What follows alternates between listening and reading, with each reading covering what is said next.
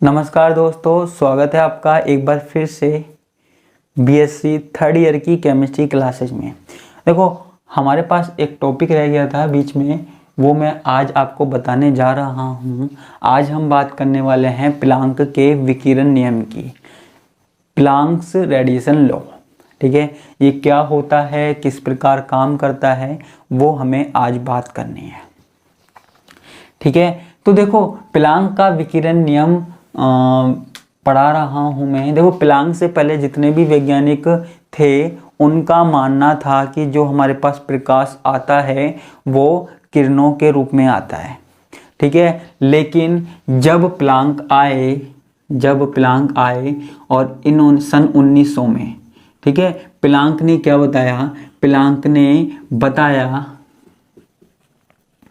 कि जो हमारे पास प्रकाश की विकिरण आ रही है वहाँ पे प्रकाश छोटे छोटे ऊर्जा के पैकेटों में के रूप में आता है। ठीक है, प्रकाश छोटे छोटे पैकेटों के रूप में आता है। ठीक है, या हम कह सकते हैं प्लांक ने बताया कि किसी पदार्थ द्वारा विकिरण का अवशोषण छोटे छोटे पैकेटों के रूप में होता है। अवशोषण छोटे छोटे पैकेटों के रूप में होता है, छोटे छोटे बंडलों के रूप में होता है,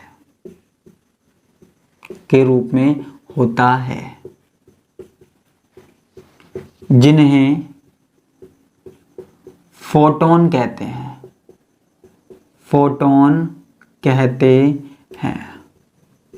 क्लियर है? ध्यान से सुनना। जब प्लांक से पहले कुछ वैज्ञानिक हुए थे, उनका मानना था कि जो प्रकाश आ रहा है वो विकिरण के रूप में आ रहा है, लेकिन प्लांक का मानना यह था कि जो प्रकाश आ रहा है वो छोटे छोटे पैकेटों के रूप में आ रहा है, ऊर्जा के बंडलों के रूप में आ रहा है, जिनको हम क्या कह रहे हैं, क्वांटा कह रहे हैं।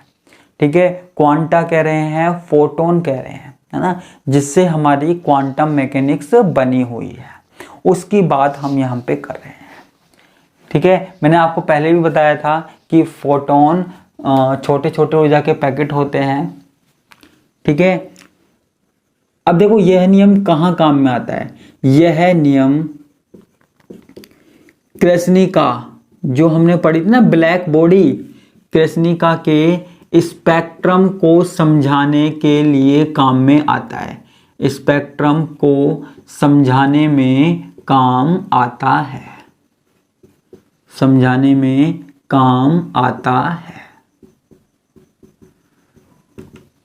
ठीक है, जो हमारे पास प्लांक का विकिरण नियम है वो स्पेक्ट्रम को समझाने में काम में आता है। क्लियर है? किसके? ब्लैक बॉडी के। कृष्णिका विकिरण जो हमने पढ़ी थी ना, वहां पे हमारे पास काम आता है। ठीक है, देखो जो प्रत्येक फोटोन होता है, प्रत्येक फोटोन में क्या होता है वो यहां ध्यान से देखना। प्रत्येक फोटोन में ऊर्जा, ठीक है, ऊर्जा आवृत्ति के समानुपाती होती है। ठीक है, E is proportional to nu. ठीक है, ये आपने पढ़ा हुआ है, E is proportional to new.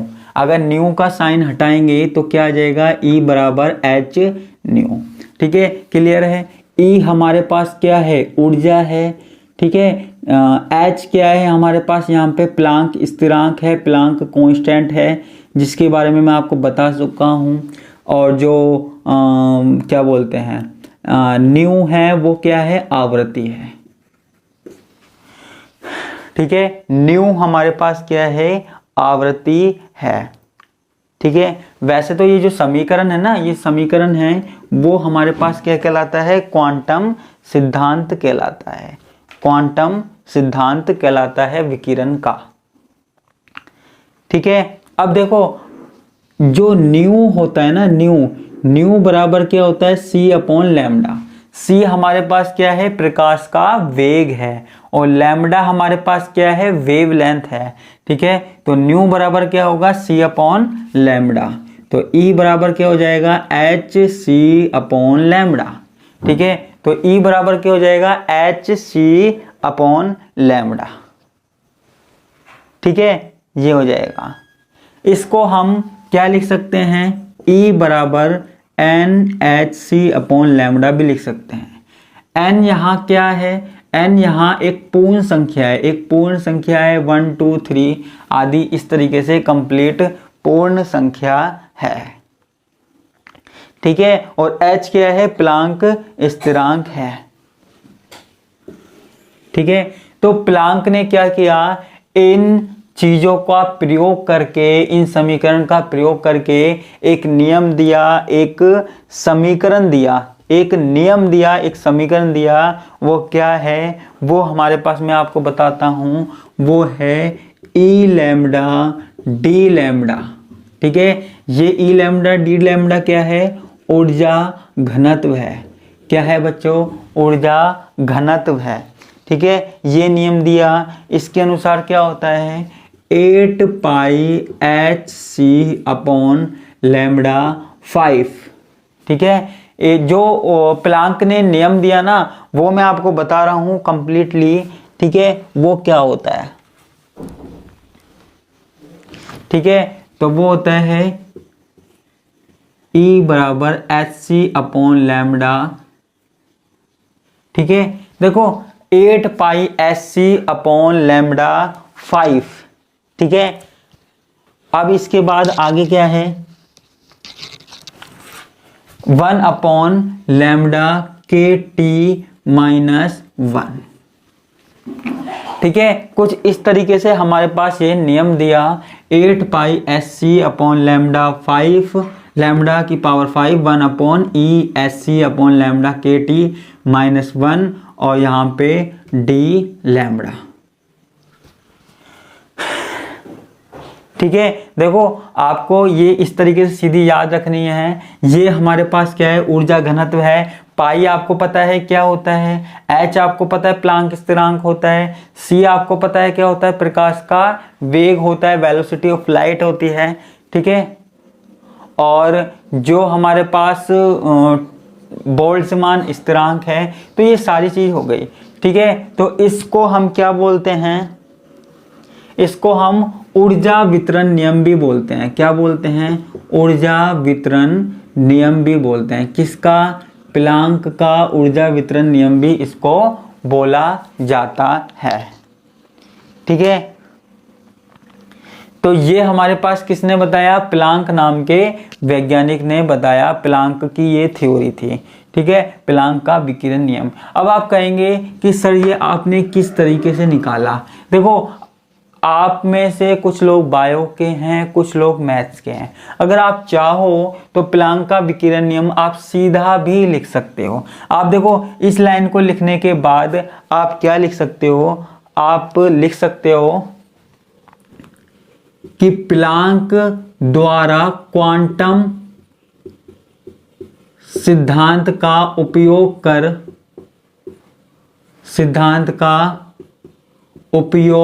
कर निम्न नियम दिया। ठीक है, ऐसे आप सीधा लिख सकते हो, कोई दिक्कत वाली बात नहीं है।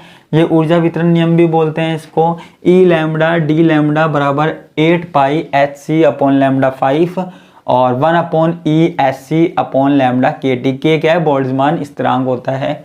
ठीक है, और डी लैम्डा आप इसको सीधा भी लिख सकते हो, है ना, कोई दिक्कत वाली बात नहीं है। नंबर पूरे के पूरे मिलेंगे। और ये आपके पास फिजिक्स में पूरा का पूरा है। ठीक है, बायो वाले नहीं कर पाएंगे इतना, इसलिए मैंने इतना सा बताया है। लेकिन फिर भी अगर कोई स्टूडेंट इसकी पूरी की पूरी डेरिवेशन करना चाहता है, वैसे तो ज़रूरत नहीं है, लेकिन फिर भी कोई स्टूडेंट पूरी की पूरी डेरिवेशन करना चाहता है, तो मेरे चैनल पे इसकी पूरी की पूरी डेरिवेशन दी गई है। तो उसकी लिंक मैं आपको अपने डिस्क्रिप्शन में दे दूंगा। ठीक है, मेरे डिस्क्रिप्शन में मिल जाएगी, या फिर हो सकता है ऊपर आई बटन में दे दूँ, तो आप दोनों जगह चेक कर लेना कि कहाँ पर है। ठीक है, तो वहाँ आपको पूरी की पूरी डेरिवेशन मिलेगी किसकी, प्लैंक के वितरण नियम की, अगर आपको करनी है। वैसे कोई ज़रूरत नहीं है, आप इतना भी करोगे तो काम चल सकता है। ठीक है, और मैथ्स वाले हैं जो, उनको तो फिजिक्स में पढ़ने को मिलेगा ही, उनकी जो बुक है क्वांटम, वहाँ पे पूरी पूरी डेरिवेशन है, लेकिन पूरी डेरिवेशन की ज़रूरत नहीं है केमिस्ट्री में। ठीक है, मैं आपको लिंक दे दूंगा, आप देख लेना, और फिर भी आपको कोई प्रॉब्लम होती है तो मुझे बताना, है ना, हम आगे उस प्रॉब्लम को सॉल्व कर लेंगे। ठीक है, तो आपको सिर्फ इतना सा करना है, ये करके ये नियम लिखना है। ठीक है ना, तो आज की क्लास में इतना ही, इसके साथ मैं आपसे विदा लेता हूँ। धन्यवाद, नमस्कार, बाय बाय।